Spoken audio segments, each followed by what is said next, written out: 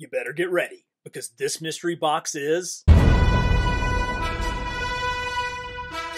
Hey y'all, welcome back to Carbon Scoring, the best place for comics, history, and action figures. And I am so excited to finally crack open my Invincible box of toys. We're going to go through all the different action figures that I have of Invincible.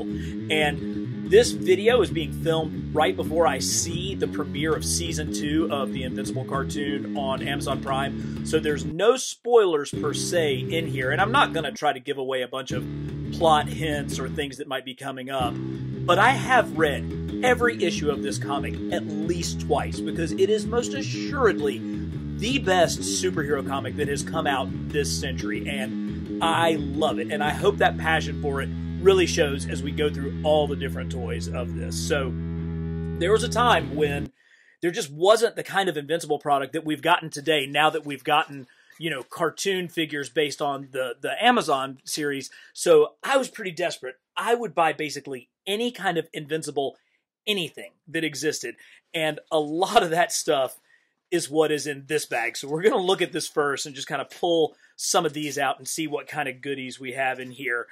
You know, the product for Invincible, like I said, was pretty limited. And so for a while, one of the few things that you could get that actually had the characters were HeroClix. There was a HeroClix set of Invincible. Now, I never played HeroClix, but, you know, I pick up the Spider-Man. But here is Robot on like a flying scooter car. And you'll see just how, so this is meant to be a comic accurate robot. And you'll see when we get to his 7-inch figure just how close it actually looks. There should be some more of those in here. Let's grab a few more of these HeroClix figures and see who all we can find. Ah, here's Omni-Man. Omni-Man with a little bit more of a blue and red suit in this version than the kind of off-white red suit that we've seen. Of course, everyone's favorite heroine, Adam Eve. And these things are tiny, but there's actually a fair amount of detail. If you look, her chest symbol is actually painted on there, and it's a fairly accurate representation of her costume with the little half cape that she wears. You do get everybody's favorite one-eyed Alan the Alien. Very cool. You can see he's got his, you know, his like 3 fingers and 3 toes. Oh, here's a big one. So this is Angstrom Levy, and you'll see him in Season 2. We've seen him in the trailer, so it's not like a spoiler that he's there. This is a little bit of a different look, potentially, for Angstrom, our multi-dimensional traveler who is very likely going to give Mark Grayson an absolutely miserable time. Oh, very cool. Okay, so here's Titan. So I didn't realize that I couldn't remember that they actually made a Titan figure. So Titan appeared in the first season, kind of when he took over Machine Head's mob. So that's kind of cool. We got a version of him. And of course, the main man himself. Here is the HeroClix for Invincible. And you can see he's in such a great action pose in his original version of his costume. Now, we did get other figures, and I love them. You guys know, if you've watched any of my videos, you know how much I love Mini-Mates. And it's amazing what these simple little things can do, but how much detail they can get in them. So here's Eve. And again, she has her great symbol. She's got her red hair, her cape, perfect little Mini-Mate. Here is that same comic version of Omni-Man. Of course, he's rocking his, you know, silver sides there. His blue and red costume, so good. And another version of Alan. Now, one of the cool things here, Alan's foot's probably in the bag.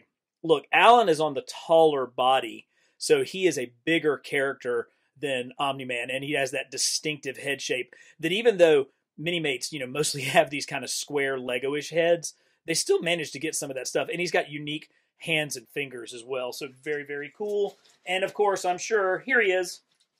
Now, I got to find his head.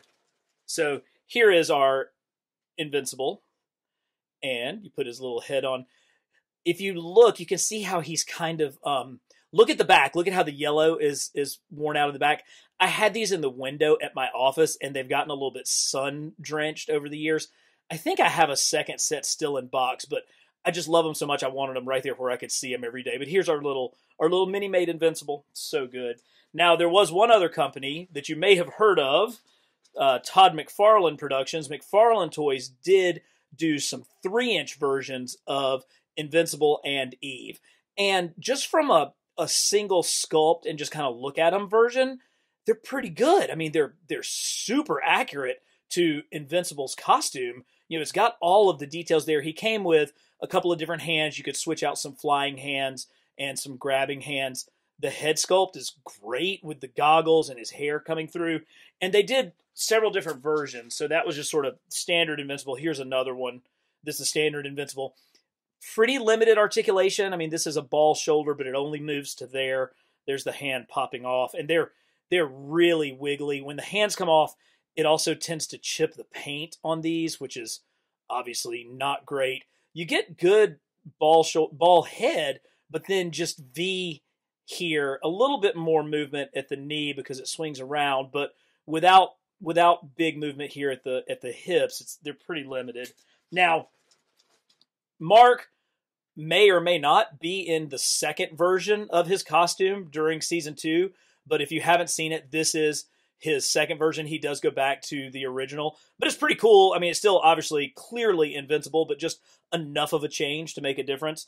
And we even got a super crazy bloody version of Invincible. And I mean, baby, that thing is bloody. And so if you're a fan of the cartoon or a fan of the book, you know that they don't pull any punches when it comes to the violence and the depiction of violence that we see.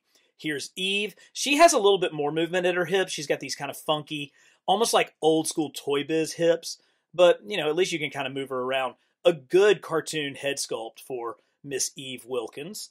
And then here is the bloody version of Eve. Still not quite maybe as bloody as Mark, but good grief, look at that. Totally bloody. There was also a variant of Eve that I won't bring up because it may be a plot spoiler, so we'll leave it out. So these were the ones that we started out with before we got these gorgeous figures from Diamond Select. So we're going to take a look at those here in a second. But before we do, I want to show you one thing that I was so disappointed in. And I'm almost disappointed. I'm almost mad at myself for buying it. I went and bought a knockoff 12-inch Omni-Man. I think it came out of Hong Kong. And you guys are probably looking at it on the screen saying, you got to be kidding me. That thing looks awesome. And if it's just standing here like this, it actually does look kind of awesome. But let me tell you, this is a piece of crap. Look, it's just like squeezy bendy. I mean, it's almost like Stretch Armstrong Omni-Man. There's not joints. It's just like this gooey material. I mean, look at what I'm doing with his thighs.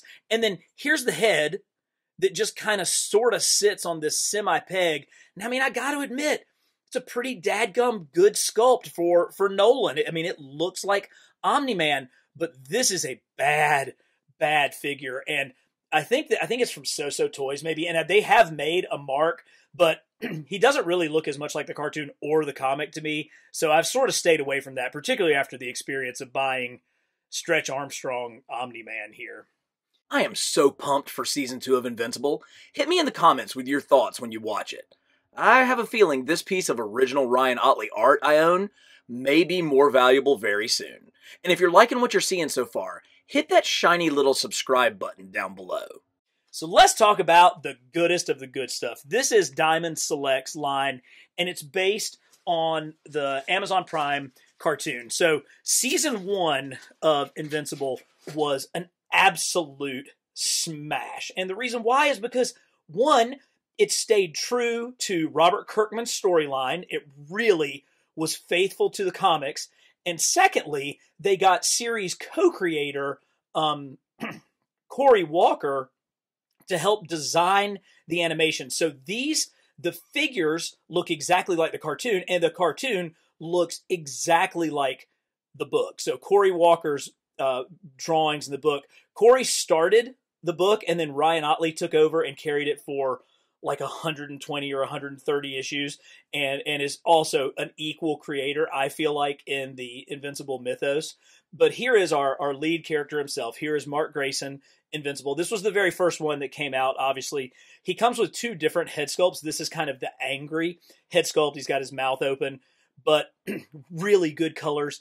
He's going to come with different hands. He's got the fighting hands, but he also has some flying hands. And it's just such a gorgeous superhero costume. You know, as the book went on, they put a masthead up at the top, kind of like the old Fantastic Four comic books that said the world's greatest comic magazine.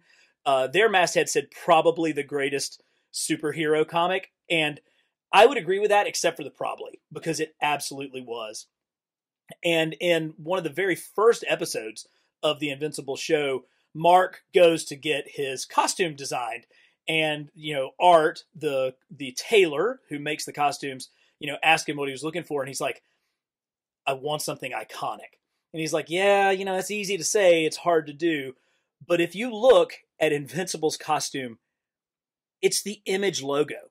Like this with the dot up top, they basically took the Image logo and created one of the greatest superhero suits of all time. So fantastic.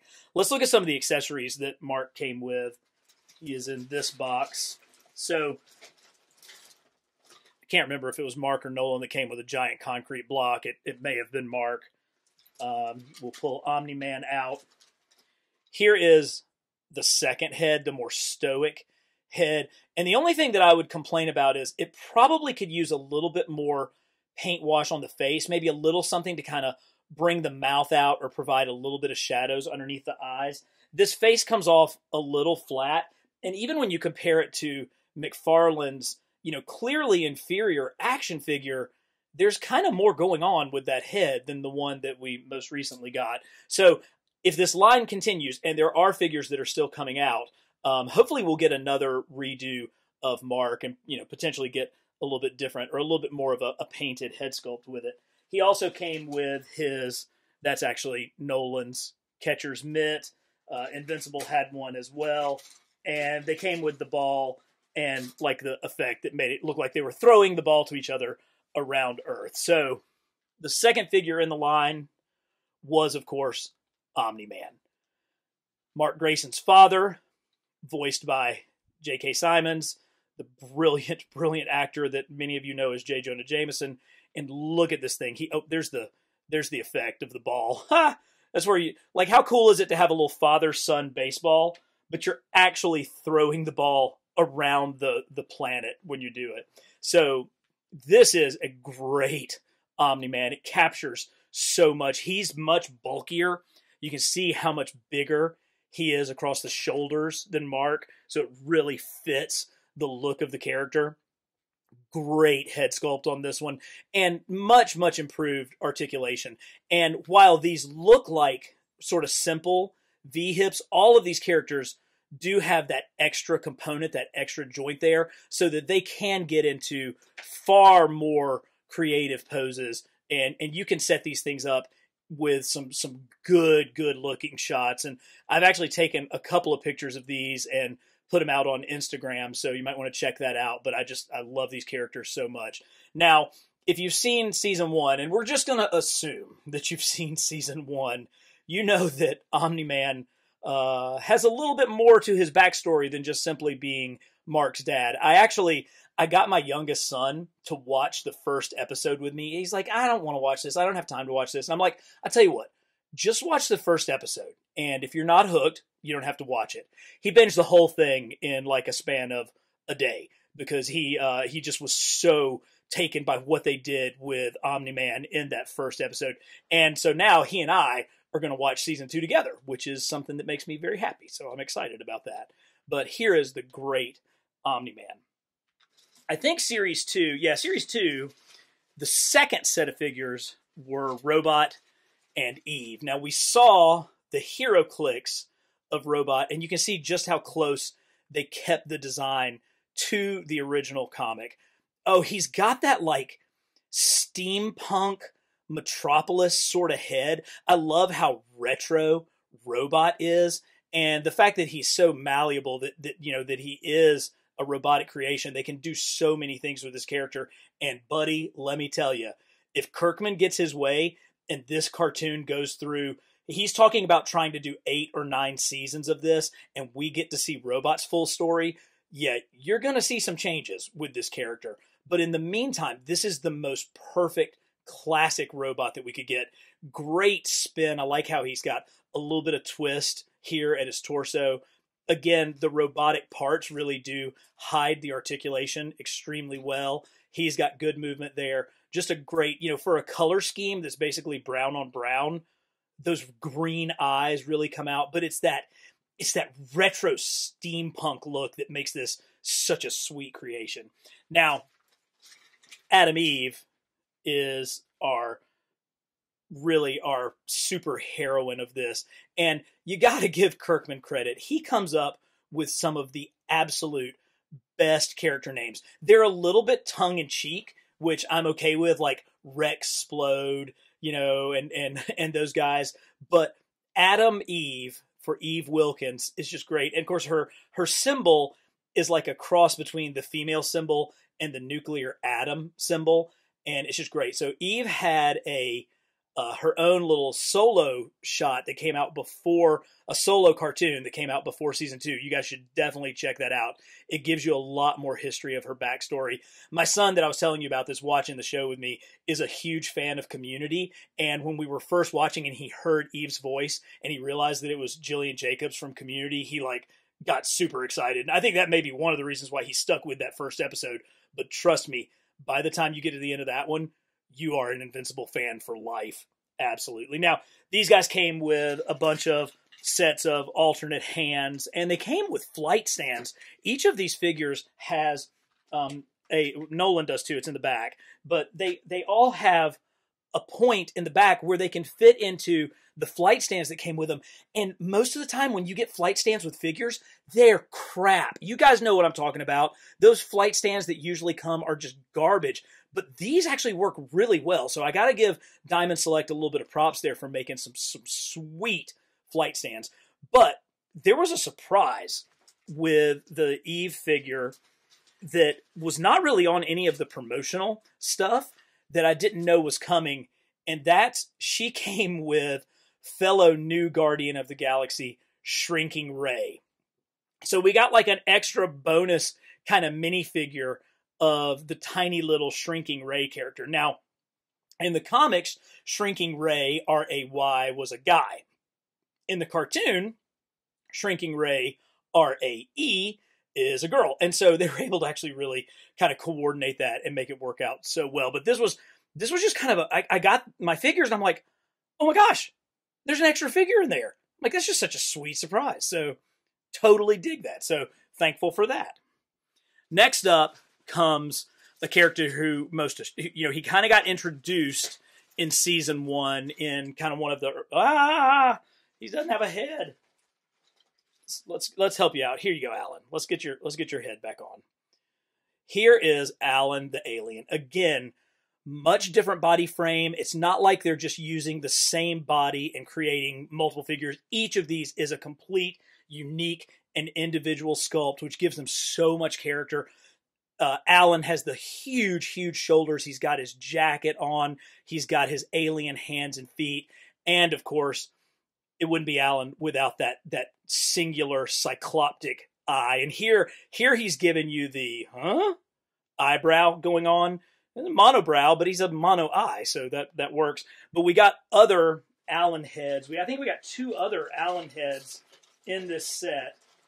Oh, here's Alan's favorite meal, these little grubby worm things. If you can see, they're actually screaming, trying to get out. I love the detail that they put into this. Here is more of a stern alien head. And looking down in here, I thought there was another one. Maybe there is, maybe there's not. We'll find it. But in the meantime, the other character that came out in Series 2 was yet another brilliant Kirkman name, Duplicate. Yes, her name is Duplicate, and she can create new versions of herself. Now, I bought 3 of these, obviously, because here they are. There were 2 separate head sculpts. This is more of the kind of relaxed head sculpt, and this is more of the angry head sculpt. But one of the things that Diamond Select did was they gave us sticker packs with each figure so that you could customize them. And you can see I've got 1, 2, and 3 on each of mine, which is good because these extra duplicate bodies tend to get destroyed.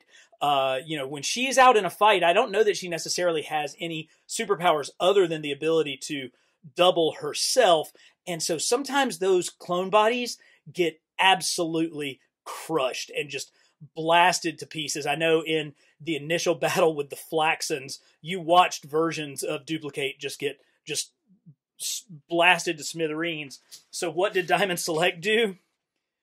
They gave us like extra Duplicate body parts. Like here's a leg with all the tendrils and blood and guts coming out. She has all kinds of, here's an arm that's been broken in half with everything gushing out of it. Some, kind of extra body parts just blasting out. And you can actually attach these to the figure so that you can make it look like, she's, being exploded.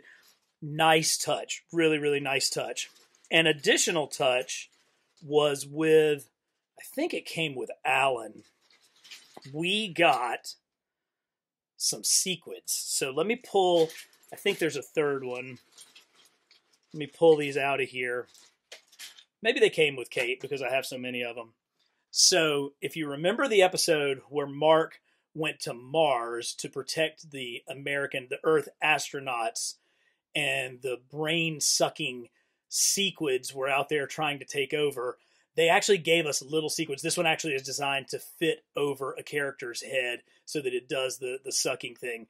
And this is one of the things that I loved about Invincible, the comic, was that I really think it was like a love letter / hate mail to the Marvel comics that Robert Kirkman and I grew up with in the 1980s. And what I mean by that is Marvel Comics back then, they would tell singular stories, but they would also have threads that would carry on for years, and they would just play out in the background. Kind of like what we're seeing with the sequence. He planted a seed that is going to be a storyline moving forward, but then you just tease it every now and then. And that was what Marvel Comics were like back when I was reading them in the 80s. When I say it was also hate mail to Marvel Comics, what I mean is like Spider-Man these days. You can tell a great Spider-Man story, but at the end of it, you pretty much have to reestablish the status quo. You can't make any true permanent changes to Spider-Man. You can do some interesting things, but then he has to basically go back to being the exact same character that he was. Whereas Kirkman with Invincible,